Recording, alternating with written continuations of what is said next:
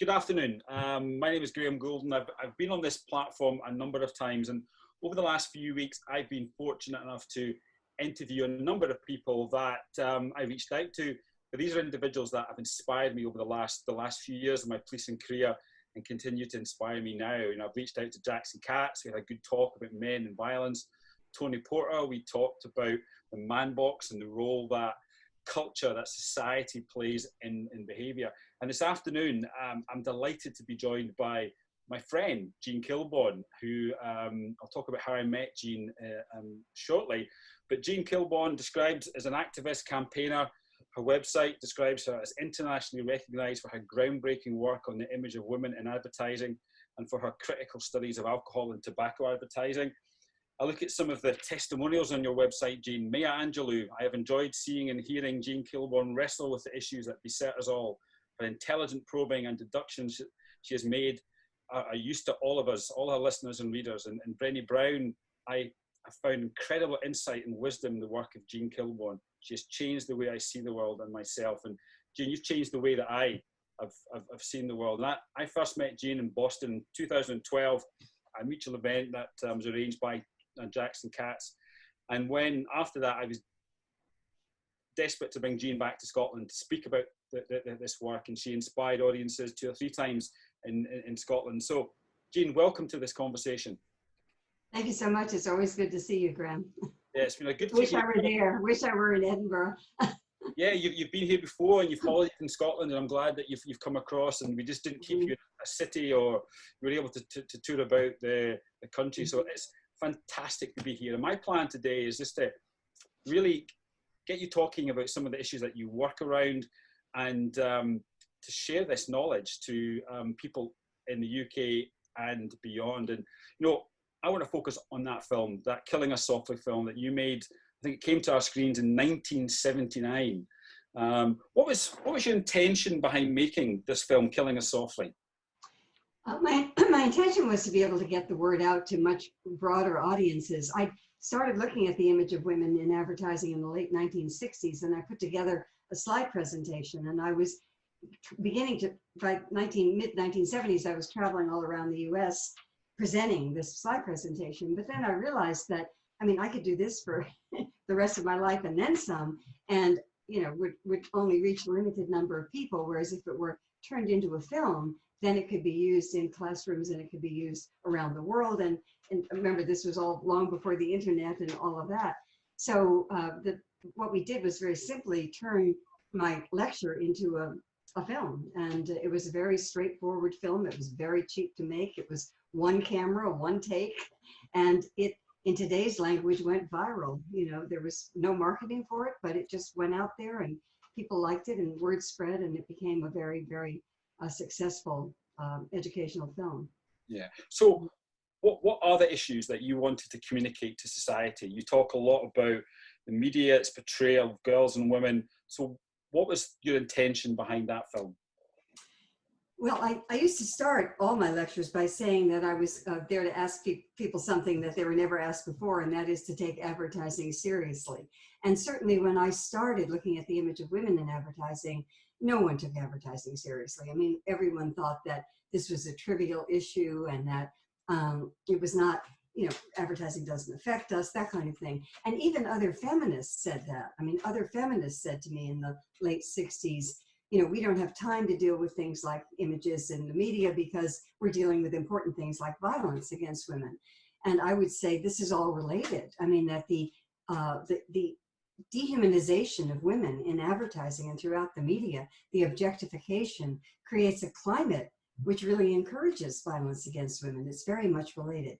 But I had to really, that was a radical point of view then, amazingly enough, because now it's certainly very widely accepted. But it was a very radical point of view, and I had to make the case over and over again that advertising was something that we should be paying attention to, and that these images were extraordinarily harmful to all of us, which is why I called the film Killing Us Softly, because I didn't argue that these images were only harmful to women. I felt they were also harmful to men, and that they were harmful to all of us. Yeah, let's look at that. You know, why do you think these images are harmful to women, girls and women to start with? And why do you see that? Well, when I began collecting the ads, excuse me, there were very, the stereotypes were kind of absurd by today's standards, but basically women were shown only as sex objects or as what I used to call the demented housewives, pathologically obsessed with cleanliness, you know, that so the women were in the kitchen cleaning and, you know, making their kitchens safe for surgery, or they were objects, you know, and that of course has changed dramatically, but those were the stereotypes in those days. And the message to women pretty clearly was that your value depends entirely on how you look, and that there's only a certain way to look that's acceptable. And that had to do with being very young, thin, white. And so it excluded pretty much all women. And my argument was that this caused harm to women, that it really damaged our self-esteem and damaged our psyches. And it also encouraged men and boys to look upon women as objects, and that was dangerous too. Yeah, I think it's something we see, and I know I'm in Scotland, but let's think about UK wide. You know, we've seen levels of sexual violence increase dramatically over the last 10 years. I think Rape Crisis Scotland recently highlighted a 100%, 108% increase in levels of sexual violence. Where, you know, we are seeing more people coming forward. That's fact. You know, there's a trust with victims to come forward and speak about it, but we still can't ignore the culture. You know, what do you think about culture? You know, if we ignore culture, what's the risks? If we ignore the culture that young men, young girls are growing up in, what are the risks? I actually don't think we can ignore the culture. I mean, it's, you know, culture is the water that we all swim in, you know, and so, you know, as I think it was McLuhan first said, you know, if you want to understand, you know, water, you don't ask a fish, you know. It's sort of the backdrop of our, of course you don't ask a fish for anything, frankly, but that's a whole other story. But that culture is the water that we're all swimming in, and that what's important is to try and make it visible and make it conscious. So what my work was really about was taking basically subconscious messages in the advertising and the media and making them conscious, bringing them into consciousness, because doing that, I always felt, reduced their power and it gave the power back to us. So we need to be paying careful attention to the kinds of messages that people are getting, especially young people, about sex, about gender, about, you know, all of these things. Now, it's a little different. It's very different actually now than it was when I started this work half a century ago, because the culture is splintered in a way that it wasn't then. You know, now people get their information, you know, from silos, basically, whereas there used to be a broader kind of sense of what culture was. So that means that if we want to understand what's affecting young people, for example, we need to go out of our way to visit their culture, to explore their culture, because for many of us, it's not going to come to us naturally. Yeah, I think, you know, you're right. We can't ignore culture. You know, culture will eat us for breakfast. I think the saying goes, if we ignore that culture. Now, young people just now are still growing up in a very sexually toxic environment, and living in any toxic environment will have an impact on you, your nature, your nurture, whatever that may be. So I think that the work that I've learned from you over the last years is to take advertising media seriously. The media is both the message and the messenger, and often a very harmful one. I think it's important, and we'll look at this towards the end of this conversation, about this counterbalance to this type of advertising. Has advertising changed over the last years? Has you highlighted back? You know, I think the film has had 4 updates. Why did you feel the need for those number of updates in that period? I actually did 3 updates, so there were 4 versions of the film entirely. So I made the first film in '79. In '87, I made Still Killing Us Softly.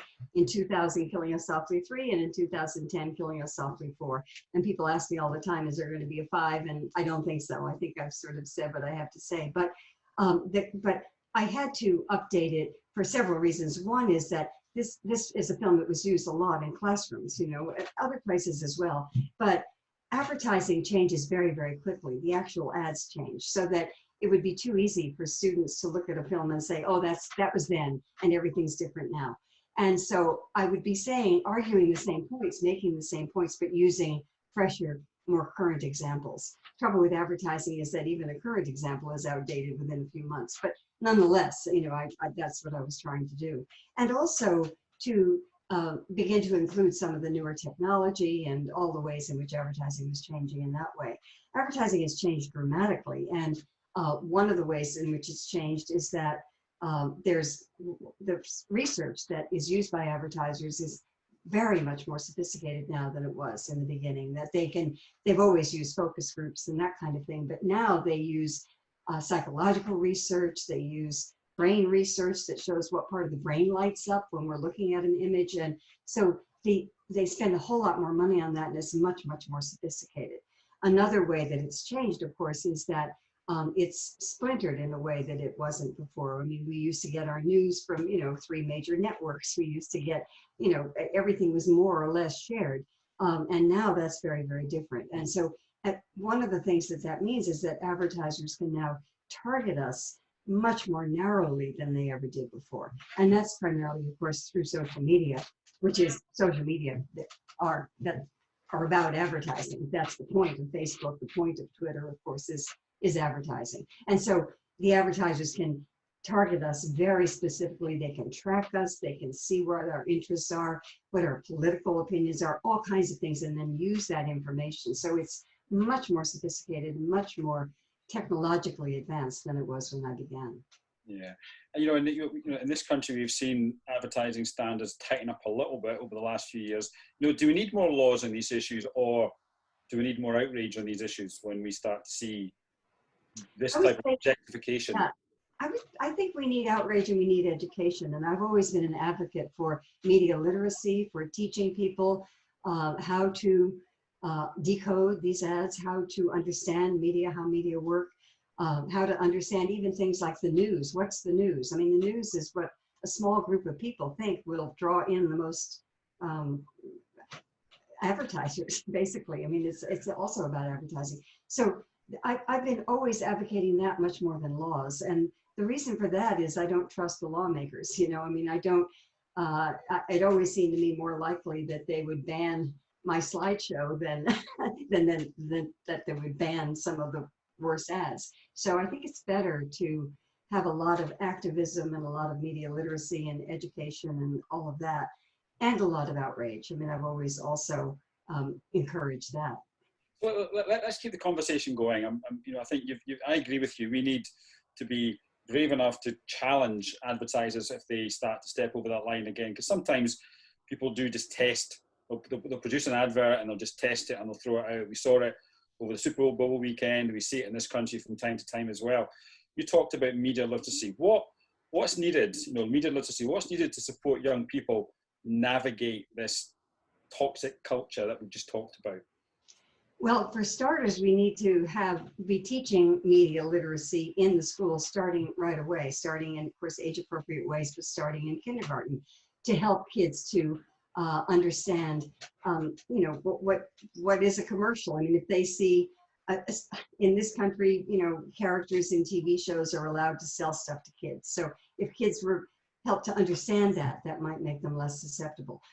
Many countries do teach media literacy in the schools, and I know they do in the UK more than they do here. The US is, of all the developed countries in the world, does the worst job of teaching it and in any kind of national way, which isn't to say there aren't wonderful people doing work on media literacy in this country. They are, but there isn't that kind of national support.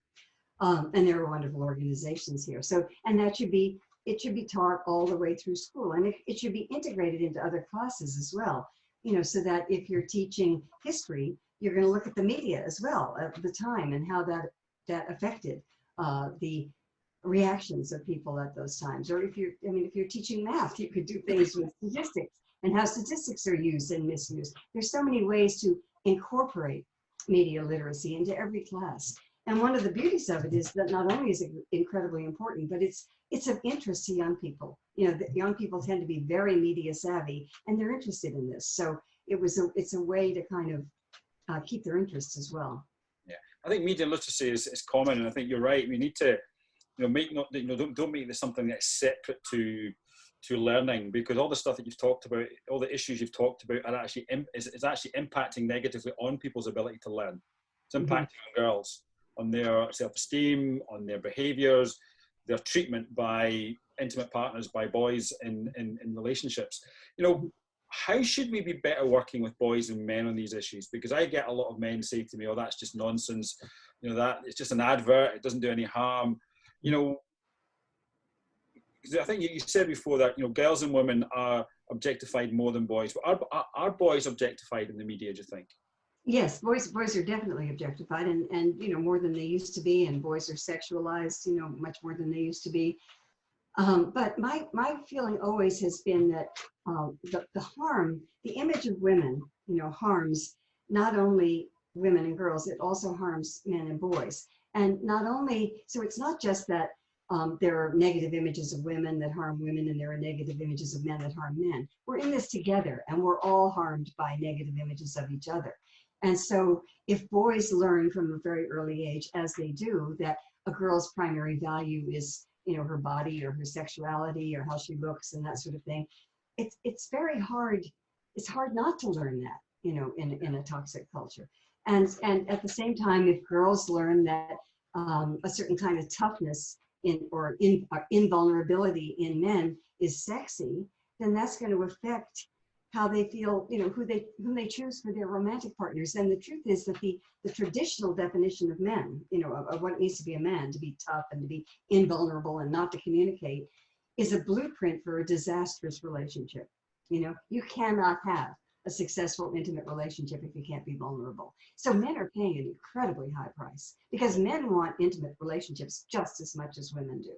And so to try and adhere to that limited, awful kind of stereotype harms men psychologically and in terms of their relationships in a way that I think is devastating. Yeah, and we know from, you know, I follow the US psychologist Philip Zimbardo, and he's talked about the demise of guys and how boys are flaming out academically, in relationships and sexually. And you've just highlighted why we need to be talking to boys around these issues. Because I think, you know, all boys are frustrated at the messaging that comes their way about what it is to be a man. And it's something which, you know, Jackson Katz and I have talked a lot about. But, you know, I'm still developing lots of Jackson's work here in Scotland, and the MVP program in particular. I would love your views on Jackson's work and your friendship with Jackson. You know, why do you think Jackson's work is so important? Well, I love Jackson. You know, I met Jackson when he was just starting out, and he was the first man at the University of Massachusetts to major in women's studies, which was incredible. He saw Killing Us Softly in his class. He loved it. You know, says it had a big influence on him. And so when he was just starting out, I put him in touch with my agent, and I put him in touch with my filmmaker. And I remember that he was very young and very nervous about being a public speaker, which I was too when I started out. And now to see how, you know, how he's grown, and, you know, and how accomplished he is and how confident he is has really been wonderful to see. But we've, you know, worked together and been friends and colleagues for many, many years. I think the work he does is incredibly important, and that the way that he delivers the message is so wonderful too. I mean, he's kind, he's compassionate, he's forceful, but he presents a very wonderful kind of image of what it can mean to be a man. As to you, my friend, I would like to say. Thank you for that, Eunice. Yeah. We're all together. And I think the MVP program, you know, I'm starting to work with schools in England and Wales doing the MVP program, and it's a fantastic tool to do media literacy. You know, we've talked about violence in the world. Violence, like in UK just now, we're seeing some real big issues of violence in some of the cities in London, Manchester and Birmingham and all these cities. And still violence in Scotland. But what is the influence of modern media on these issues? Well, advertising certainly sort of sells the idea that you should have you are what you buy, and that you should have a lot of things, and so I think it sets up a real clash between those who have the resources to have all these things and those who don't. And everybody, the myth of advertising is that you all can be part of this, you know, the haves, if you just, you know, find a way to sort of buy the right things and signal that you have the stuff and that your personal brand is, you know, is out there and that kind of thing. So it sets up a lot of, anxiety, I think, insecurity for women and men. And it also promotes really shallow values about what's important, you know, and what makes a good person. You know, I mean, there's none of that in advertising. And the other thing that advertising does, and I don't think it doesn't intend to do this, but it certainly creates a disposable culture. So it contributes to, you know, the destruction of the planet. I don't think it's going too far to say that, you know, in terms of people buying a whole lot of stuff and then getting rid of a whole lot of stuff in order to buy a whole lot more stuff. And that we're reaching the end of the ability of the planet to keep that going. Yeah. I can remember when you were, of course, in Scotland a few years ago. I asked you what are some of the solutions needed, and you said we need some diversity in advertising. Mm-hmm. You know, we've seen adverts like Always. That I think it's Run Like a Girl. Run Like a Girl, yeah. That one. We've had the Gillette advert as well. Mm-hmm. What do you mean by this diversity in advertising? Well, there are two things, I guess. Diversity for me means bringing in more people from, you know, groups that you don't necessarily see in advertising. So we're beginning to see more people of color in ads, you know, and more even people who are, you know, physically challenged or different things like that. But there are huge groups that really aren't reflected in advertising at all. The older people, for the most part, because they're not of interest to advertisers, you know, and another group that, of course, you never see in ads is the poor. And why would you? Because, you know, ads are all about aspiration and nobody aspires to be poor. But the fact that we never see that means that if there's no reflection, then people kind of vanish from our consciousness. It's what one of my heroes, George Goulden, called symbolic annihilation. And it's what happens if there is no reflection of a huge group of people. They disappear in our consciousness. So that's one thing. And then the other thing about diversity, I think, that I was referring to is more what I sometimes call counter advertising, ads that give us a different point of view. You know, ads that, like the Always, you know, Run Like a Girl ad, that makes us rethink the way in which girls have been stereotyped, you know, to not be athletic or something like that. And often these ads, or the Gillette ad, which actually moved me tremendously, of a man teaching his transgender son how to shave. I mean, I thought that was incredible. Now, these ads come under a lot of attack from people who say, oh, it's all public relations. It doesn't really, you know, these companies don't really care. To some extent, I don't care. What matters to me is that these messages get out there and that they are different and that they do. The fact that the Always commercial ran during the Super Bowl, you know, 2 or 3 years ago, I thought was amazing, that millions of people who would never see this ad ordinarily or think about this particular point of view got to see it. So does it matter whether the company really, you know, has a good heart about all of this? That matters less to me than that they put their money there and got it out there. Now, I do think that these corporations should be held accountable for who's on their board of directors and how do they treat women actually in their companies. Obviously, we should make that known. But sometimes the perfect can be the enemy of the good. I think it's important because when you see these adverts, you are going to get that mindset of, oh, they're just making their dollar and whatever. But I think sometimes you see the human element of the organization coming out in the advert. We saw that with the Always, we saw that with the Gillette advert. And that first point you made about, you know, looking at groups of people who are not represented. You know, we often talk about homeless people in society. I like to identify, you know, these are people without homes. They're people first and foremost. And I think advertising has that ability to move you. I was moved with the Gillette advert. I was one of these individuals who got it. I thought, wow, that is a fantastic advert. I remember watching the Always advert, and I always watch it, and I always find my bottom lip starting to something happens to your body when something touches your heart. And I think that's what we're trying to do. We're trying to, you know, the power of advertising. It's there. It can change your thinking. It can make you go out and buy a product, but it can also change how you see a certain issue. And just now in the world, Black Lives Matter, there are issues on sexual violence, domestic violence. You know, I would like to see more organizations being more socially aware of these issues. So yeah, the media is still a big influence for all of us out there, and it will continue to be a big influence. And some of the skills that advertisers have could be used for public good. You know, I mean, there have been some powerful public service announcements. There have been some in this country, the anti-tobacco ads that were created by public health departments played a huge role in changing attitudes about smoking in this country. So a lot of people, sometimes when young people will come up to me after a lecture and say, I'm an advertising major, what should I do? And I would say, you know, I mean, sometimes I'd say maybe you should consider something else, but sometimes I would say, take those skills and use them for good. Use them for good. Yeah, I think if you've got that passion, it's about there's a saying in policing, every contact needs a trace. And if you've got that passion, those value sets, how can you leave a trace of that in your work? And that's a really good sort of advert, I think, for people going into this line of work. And you know, this conversation we've had to Jean, I just wanted a nice, short, sharp conversation about the work that you're doing. It's incredibly inspiring. It's really, it's about making the invisible visible. You know, advertising, imagery. You know, in the past, I never thought that could lead to harm. Never even thought about it. And it's when you have daughters of your own. I've got 2 adult daughters now who were heavily influenced by media and imagery and their looks and how they behaved. And I still see that in today's society. And some people think, oh, we're okay now, everything's good. No, we still need to really own this issue and grip the culture that young people are growing up in. And I think the message from Jean today is about, let's confront this, let's come together and lean into this issue, because this culture is there.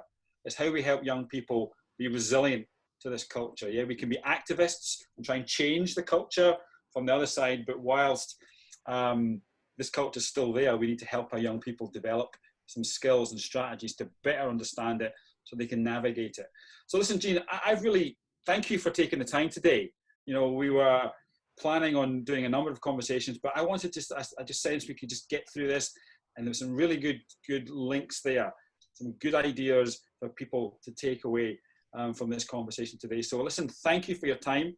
Really appreciate that. You're a very busy person just now, and thank you. Oh, my pleasure. Thank you.